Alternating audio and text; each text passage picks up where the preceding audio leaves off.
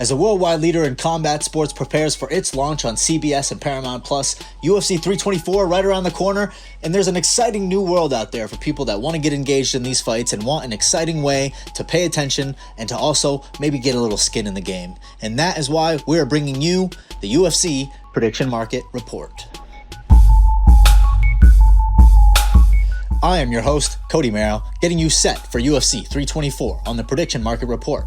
Now, prediction markets. What are those? We know what gambling is. We know about gambling odds. We know about getting a little skin in the game, putting $100 down and getting some money back. Well, prediction markets are betting, but they're betting with statistics, analytics, and you're also not betting against any house. There's no odds here trying to win money from you. It's all leveraged equity against other players.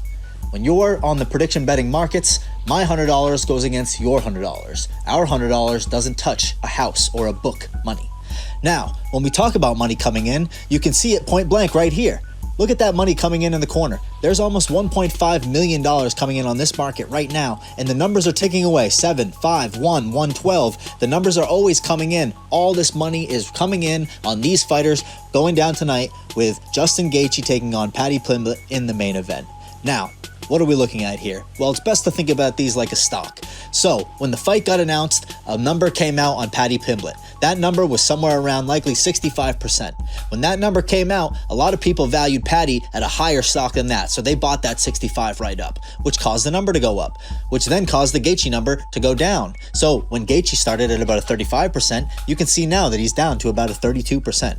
Paddy is almost at a 70%. That means that 70% of the bets out there, of the money placed out there in the market, is on Paddy Pimblett to win. Now, what does that mean? That means that if you go to the book and you see better than the 70% odds for Paddy Pimblett or Justin Gaethje, depending on where you're trying to put your money, maybe that's the place for you. But here on the assembled markets, 70% versus 30% is likely what we're going to be looking at. And look, that number before we're done today's show might be over 1.5 million, expected to probably be over 2 million by the time that fight comes around. Now, the interesting thing about these prediction markets is you can look not only at what's going on today, which is what we're looking at right here. This is just the last 24 hours, but you can look at the last week, the last month. You can look at the data from all time. So as these prediction markets get a little bit more intelligent with the UFC schedule, we're going to see these things coming out, and we're going to see a lot of movement over time. Now, some really interesting things as we scroll here.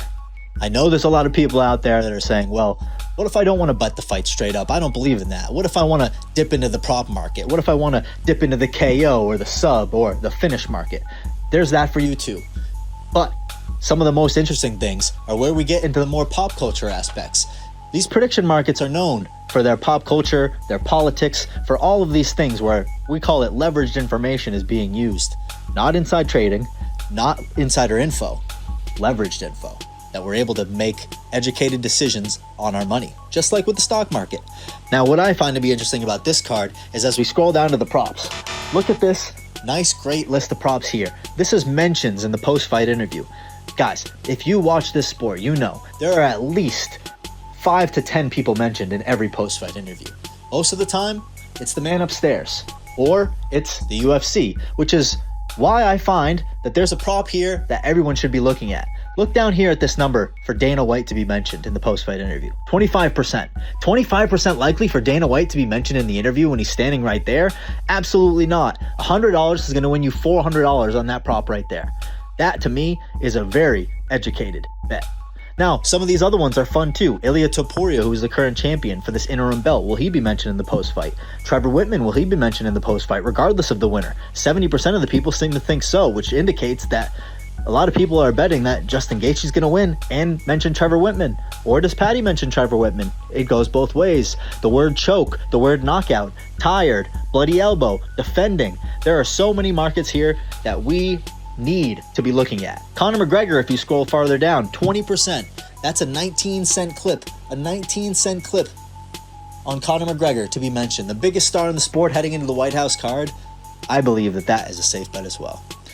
Now, you can bet along too. You need to download Kalshi or Polymarket or any of the prediction market apps along with your favorite sports betting app, likely DraftKings Sportsbook, and you can play along today within these markets. Any questions, just hit me up on social media at Cody Merrow, at Cody_Merrow on the Twitters.